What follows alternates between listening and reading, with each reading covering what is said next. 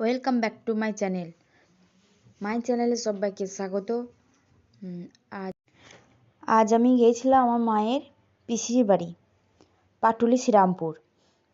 তো মায়ের পিসির ব্রেন স্ট্রোক হয়েছে, সেজন্য মায়ের পিসিকে আমি দেখতে গেছিলাম, আমি, আমার মা আর বাবা আর আমার মেয়ে।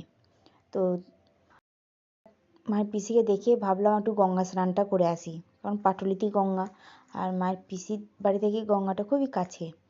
তাই আমরা বেরিয়ে পড়লাম গঙ্গা চানের উদ্দেশ্যে আর চলে এসেছি। আর আমার মেয়ে আর আমার মা এখন নৌকায় উঠেছে।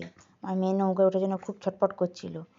আর এইদিকে এত সবজি লাগায়, এত সবজি চাষ করে, মানে ধারণার বাইরে, না দেখলে বিশ্বাস করা যাবে না।